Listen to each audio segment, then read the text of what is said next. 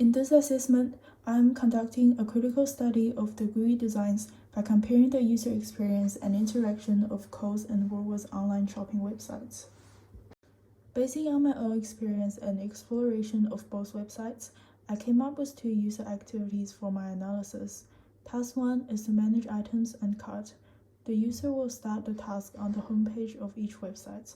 After logging in with the account provided by me, the user will search and add the listed items to cart. Task 2 is to go through the checkout process. The user will add a delivery address provided by me and choose any suitable delivery time. If the order does not meet the minimum delivery price, then they will need to go back to shopping until the order reaches that price. This gives the user freedom to explore and add items that are not on the instruction. In this way, more natural reactions and experiences will be shown. Both activities allowed me to understand what actions are taken by a user when using these websites. In this way, I am able to get an overview of the impact and rationale of both websites' respective design features. In order to do the analysis, I found two users to complete the activities. User 1 is Aishi. She's 19 years old, currently studying engineering in Sydney. She often shops in store, hardly buy any groceries online. She's new to Woolworths websites, but she has used Kohl's app before. Her shopping preferences are to see the details of the products and simple steps and clear page layouts. User 2 is Saskia, currently studying commerce in Sydney. She often shops in store, hardly buy any groceries online. She's new to both Woolworths and Kohl's websites. She's hoping to see clear guides, simple steps, and a variety of options. Hypothetical user journey. This is my hypothesis of users who are new to online grocery shopping and requires delivery. They will start off being excited for the first time shopping online and happy to see a clear homepage. Possible frustration points could be when a user couldn't remember the name of an item and choosing a suitable delivery option. They might not be happy about the minimum delivery price, however, they should end with excitement for their first online order to come. Hypothetical task 1. Because of the heavy load of text on the homepage, the user may be confused on where to look at first. However, it should be easy to start logging in as it is at a very common location. Logging in should also be an easy step. If the user wishes to see what they're typing in for password, they can click the eye icon with Kohl's. However, Woolworths doesn't offer this option. Searching and adding items to cart should be very straightforward, unless the user doesn't know the correct names. Hypothetical task 2. The process to check out should be easy. Possible frustration points are when the address isn't coming up automatically, when there are too much to read for delivery time, and when realizing there is a minimum price for delivery. After finishing Kohl's task 1, both users were satisfied with the simple layout and how straightforward the steps were. Aishi liked the use of icons, and Saskia was really satisfied with the variety of products. Some frustration points are the texts below product images were a bit too small for Aishi to read, and everything went well for Saskia. The satisfaction and frustration points for Woolworths task 1 is the same as Kohl's, except Aishi likes how Woolworths uses the plus and minus sign for quantity of products better than Kohl's downwards arrow. After completing Kohl's task 2, Aishi was satisfied on the address coming up automatically.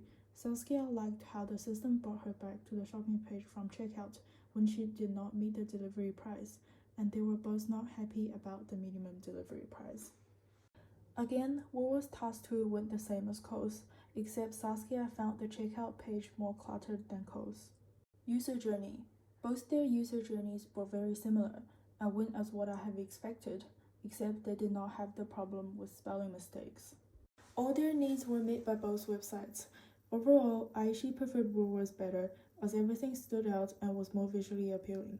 However, Saskia preferred Kohl's as the checkout page seemed more easy to look at for her. Heuristic analysis, user control and freedom. When shopping, users have full freedom of adding and deleting items on the main page and in the carts at all times. Woolworths gives more freedom by allowing users to review and manage items on the checkout page. Exits. When looking at details of an item, there's always a Back to Products button on the top left. When at the carts and during the process of checkout, there's always an option on the screen for users to go back to shopping. Match between system and the real world. All images used are what the item looks like in the real world, nice and clearly scanned for users to view. For items on special, the colors of yellow and red for codes, green and yellow for rewards, and the signs, such as half price, are exactly what they use in physical stores. Process. The overall process of adding items to carts, then checking out is the same with the real world. However, in the real world, there are these display shelves by the checkout points. This is a nice reminder as people tend to forget about these little items when shopping. Both websites could be improved by adding a page or list showing these items after users click checkout. Mental model.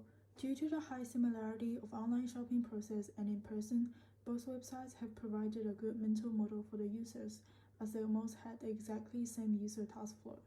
Use of icons. The website's use of icons and tools are what they have assumed based on their prior experience, as the icons are either universally recognizable or they can be easily understood as a metaphor of the physical world. These icons play a good role in catching users' eyes. One bad mental model is the code sidebar, as these buttons will normally be either on the right or the top near the search bar. This is one thing that could be improved on.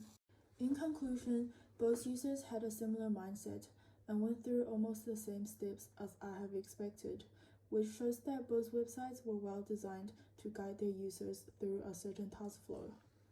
However, both websites should notify the users about the minimum delivery price before selecting their delivery time, as the users would assume they're already done with shopping by that time. Even though none of my tested users had the problem, but both websites should still aim to develop their own database for spelling mistakes, as people tend to assume the system would autocorrect the spelling or give the correct search results. Thank you for listening.